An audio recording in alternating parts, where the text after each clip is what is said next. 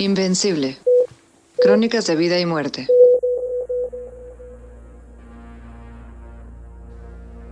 Episodio 12. La enfermería del futuro. Invencible llega a su fin.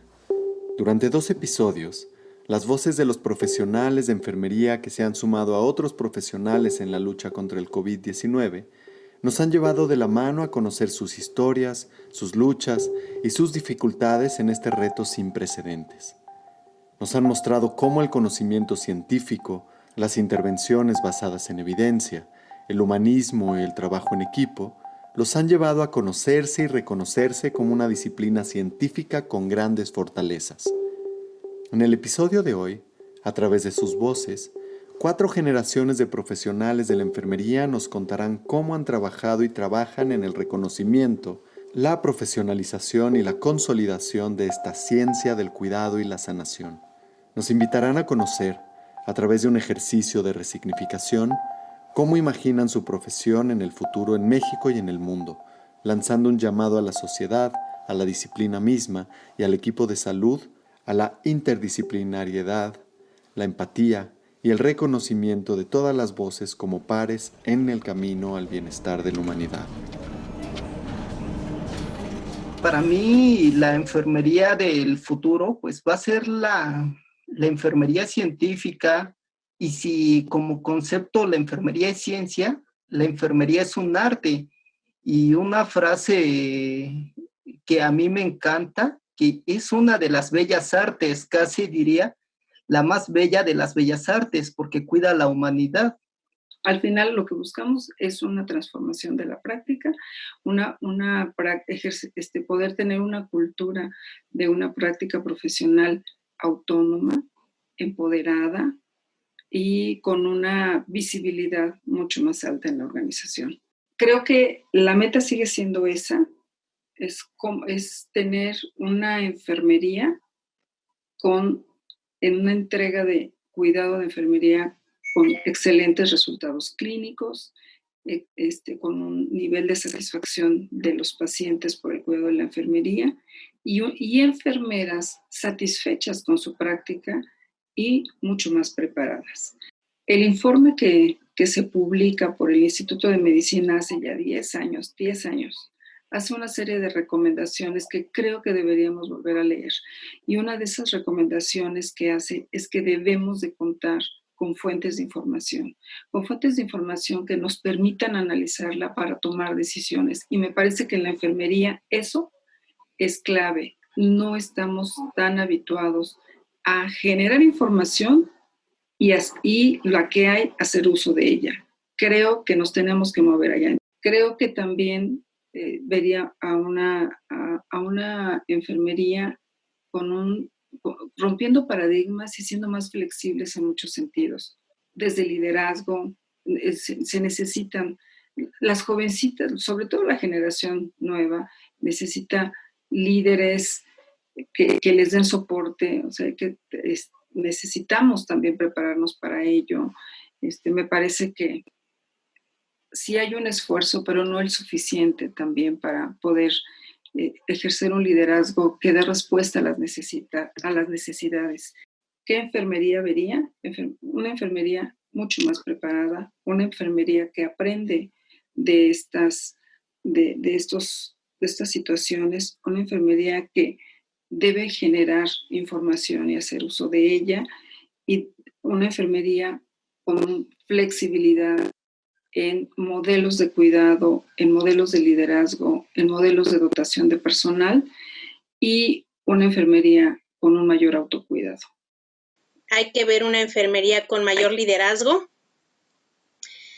Tenemos que ocupar puestos más destacados. ¿Por qué no a nivel de una Secretaría de Salud?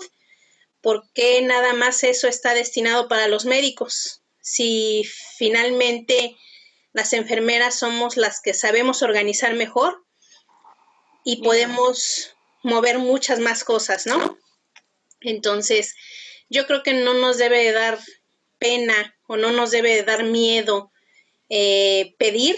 Afortunadamente hubo personas como las colegas que ahorita nos acompañan que no se conformaron y que lucharon por ese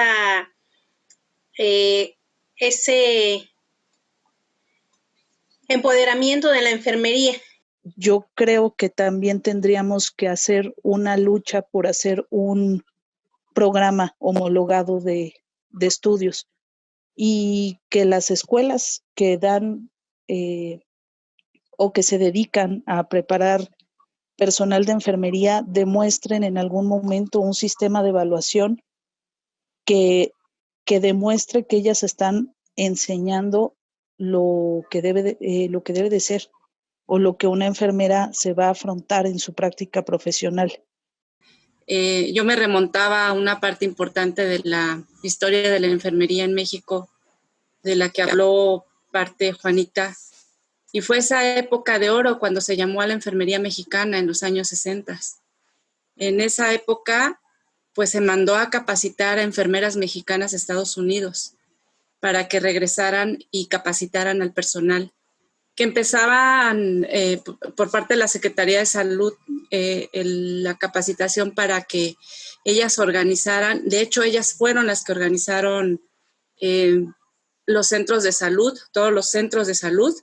Eran ellas las que reclutaban, eran ellas las que capacitaban, eran ellas las que organizaban. Y en un momento dado tomaron el mando de la enfermería mexicana en esa época, porque eran ellas las que andaban recorriendo todo el país, desde el río Usumacinta, todo, vacunando, dando pláticas de higiene, en fin, capacitando al personal. Creo que tiene que haber un mínimo muy importante, tanto científico como humanista, en la formación de las enfermeras. En ese momento vamos a lograr un gran paso. Y por otro lado, al par, trabajar por el reconocimiento, independencia y remuneración adecuada. Pero si no hay ese liderazgo que hable, que haga escuchar la voz, y ahí Monse te diría, ¿dónde hay que hablar? En donde sea. O sea, si tú estás en un hospital, ahí tienes que hablar y ahí tienes que sentir la voz de enfermería.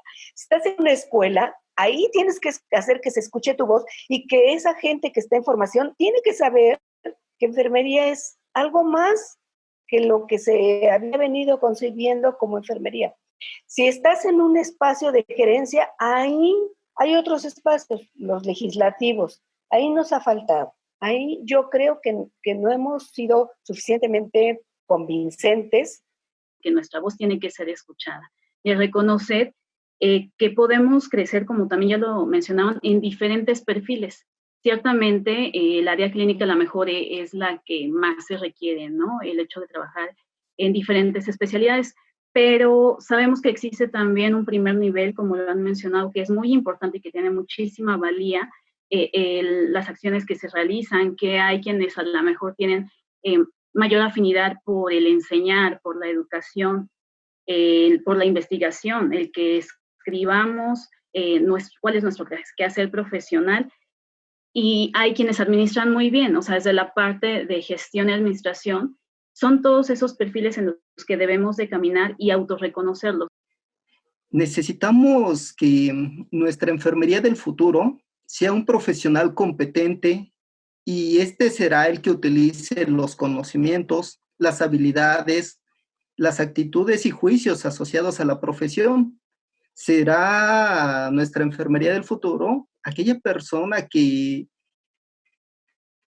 se forje a nivel posgrado, a nivel subespecialidad en enfermería, que tenga representación en sociedades científicas, que tenga autonomía en las funciones que competen a nuestra profesión enfermera. Veo una enfermería y me gustaría una enfermería que conoce y explora su propio cuerpo disciplinar, que adopta un modelo de cuidado a su práctica, como bien lo decía la doctora Gudelia, de empezar por reconocernos a nosotros mismos, por asumir la responsabilidad personal, humana, profesional, que implica el ejercicio de la enfermería. Quien debería de más bien de llevar la directiva de un hospital debería de ser enfermería, porque digo, si todos los pisos o todos los servicios están liderados realmente por una enfermera, quien debe de llevar la batuta como tal en todo el hospital es una enfermera, porque es la que sabe organizar, es la que sabe,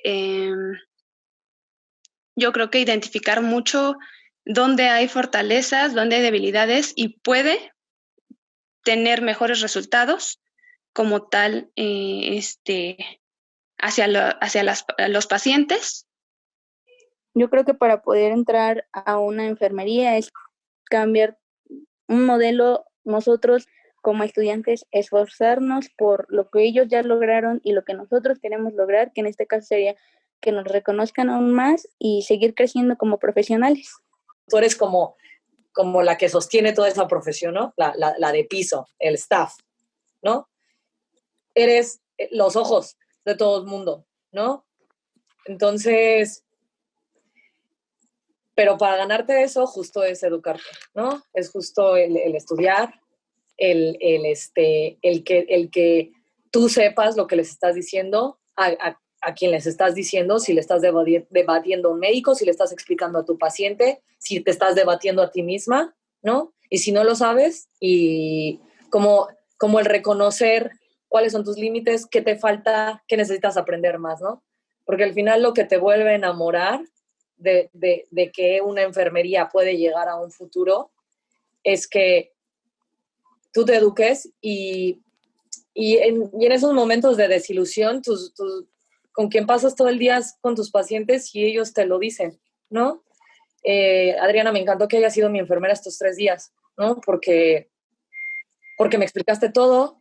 Veo una enfermería con una empatía interminable, con una empatía que nunca debe de acabar, que entre más se prepare una colega, que entre más tenga una especialidad, una subespecialidad, una maestría, un doctorado, lo que fueran, que nunca pierda la empatía, que por un grado de enfermería, que por una especialidad que tengan 2 licenciaturas, una maestría, un doctorado más de empatía, porque yo creo que una enfermería sin empatía, pues simplemente no es enfermería. La empatía es la esencia total que debe tener nuestra profesión.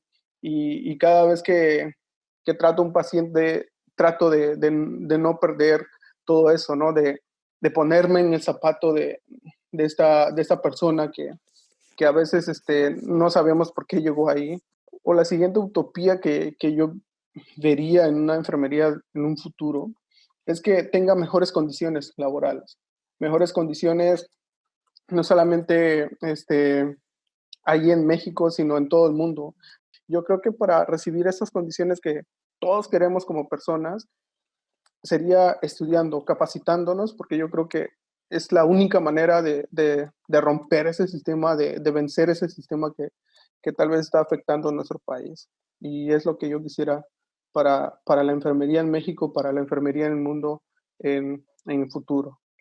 La enfermería del futuro me la imagino también con clínicas lideradas por enfermeras y enfermeros, porque a eso nos dedicamos. Nos dedicamos a cuidar a los individuos y a las comunidades y a las poblaciones. Tiene clínicas de cuidados paliativos, clínicas de cuidados crónico-degenerativas, clínicas de educación para diabetes, tiene clínicas de epidemiología, una profesión que se autorreconoce. Una profesión que se autovalida, que no espera que alguien más le tome la decisión por él, ¿no? o por ella. Nuestra profesión, nuestra decisión, en todos los aspectos, ¿no? en todos los lugares. Nuestra profesión, nuestra voz.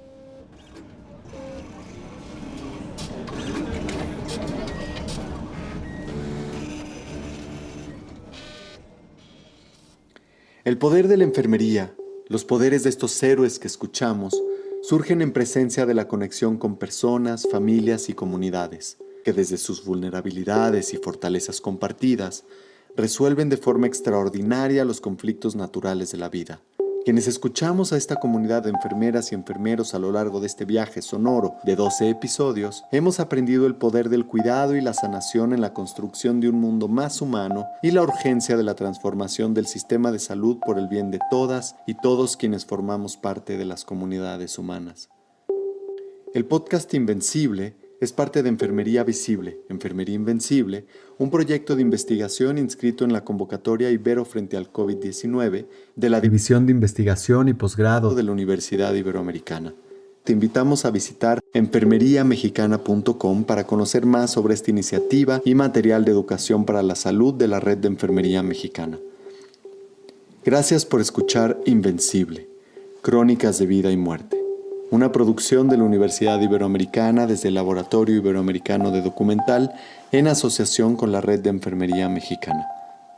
Agradecemos infinitamente a Ibero 90.9 por su apoyo en hacer que estas historias de héroes lleguen a más personas. iberodoxlab.org, Ciudad de México, septiembre 2020.